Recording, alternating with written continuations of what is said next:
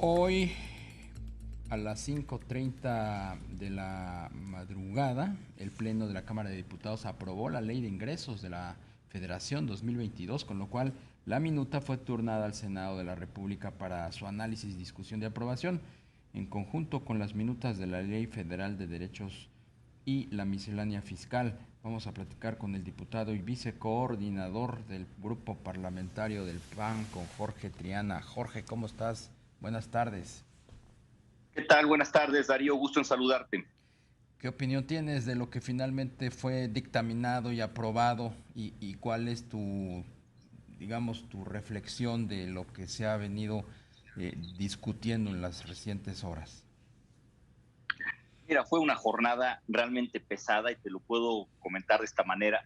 Yo he tenido la oportunidad de ser diputado federal ya en 3 ocasiones y nunca me había tocado un camino tan tortuoso para poder aprobar ley de ingresos y bueno, todo este paquete de ingresos que aprobamos en 2 días. Si sumamos los 2 días en los que estuvimos trabajando para aprobar, se suman más de 24 horas de trabajo. Fue realmente maratónico por la cantidad de reservas que había, por la cantidad de interrupciones que hubo, la cantidad de exabruptos que se cometieron. Pero hablando del tema de fondo, por supuesto que estamos a disgusto con lo que se aprobó. Yo te voy a hablar de 5 puntos muy concretos en los que estamos realmente preocupados. El primero, por supuesto, tiene que ver con pues esta obligación que se le impone a los jóvenes a partir de los 18 años para poder empadronarse en Hacienda, para poder pues registrarse y tener su fiel, aunque no sean contribuyentes. Van a tener que ampliar la base gravable con contribuyentes fantasmas que no van a contribuir, y esto va a generar un esquema pues de más control del Estado sobre los, eh, los, los, los jóvenes de 18 años, que en el mejor de los casos estarán terminando la preparatoria o empezando la universidad o quizá ni siquiera estudiando, y van a tener que, en su caso, si no se comprueban bien sus ingresos, pues comprobar que no emanan de una actividad lucrativa y para eso contratar un contador, etcétera. En segundo lugar, el tema de los donativos. Ya sabemos, para persona física se topa la cantidad de recursos que puede donar un particular, una persona física, para fines altruistas, organizaciones no gubernamentales. Preocupa, esto queda en aproximadamente 163,000 pesos. Esto afecta a cerca de 4,000 organizaciones no gubernamentales. Esto afecta casi en 8,000 millones de pesos que reciben estas organizaciones de este tipo de donativos, y por supuesto que también nos preocupa muchísimo esta parte. Otra parte importante es la industria maquiladora. Se está haciendo una modificación para cambiar de un sistema a otro, eh, con el objeto de que el precio de referencia, o la referencia, más bien la referencia fiscal para cobrar el ISR, sean los ingresos brutos de la empresa y no las utilidades netas. Esto hace que el cobro del ISR se haga mucho más grande y que estén en riesgo 3 millones de empleos.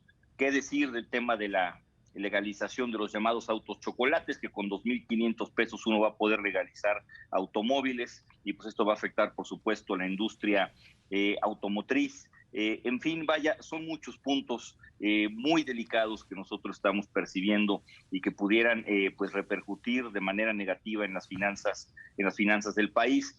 También, pues por supuesto, la criminalización de los contadores públicos y los agentes aduanales, donde pues obligan al contador a convertirse en ministerio público para acusar a su cliente en caso de que no pague impuestos o que él detecte que hay alguna irregularidad, so pena de ser suspendido de sus labores por 3 años o cárcel de 6 años. Esto es realmente increíble, el nivel de criminalización y de terrorismo fiscal que se aprobó por parte de la mayoría avasalladora de Morena y sus aliados en la Cámara de Diputados hace apenas unas horas, Darío. Claro. Jorge, buenas tardes. Te saluda Rogelio Varela. Jorge, una Claro, Rogelio. petición de los partidos de oposición era modificar el precio objetivo de la mezcla mexicana de petróleo. Se quedó en 55.1 dólares.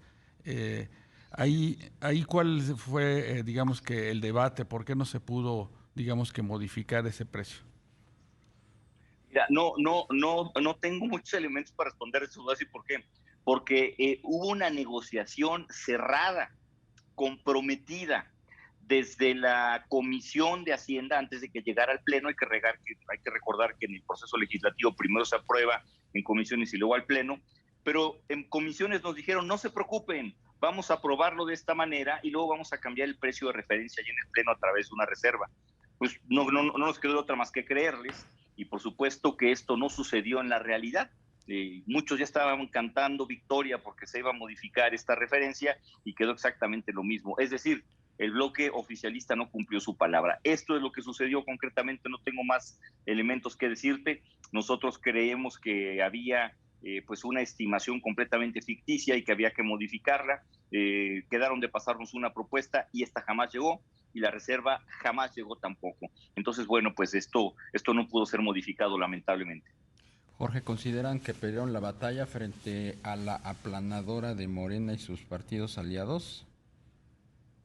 Mira, va a sonar un poco trillado lo que voy a decir, pero bueno, si tú revisas, y no lo hagas, por favor, que son más de 24 horas de debate, pero si tú revisas el debate, un resumen de debate, te darás cuenta que no hubo un solo argumento de parte de Morena, del Partido Verde y del PT para llevar a cabo la atrocidad que acaban de Sí, aprobar. nos queda claro, No argumentaron nada, pero no hubo ningún finalmente, tipo de argumento. pasaron la reforma que les Pasaron la dictaron. reforma, sí, mira, tienen mayoría simple, esto Ujú. hay que entenderlo, es una cuestión aritmética. La tienen apenas.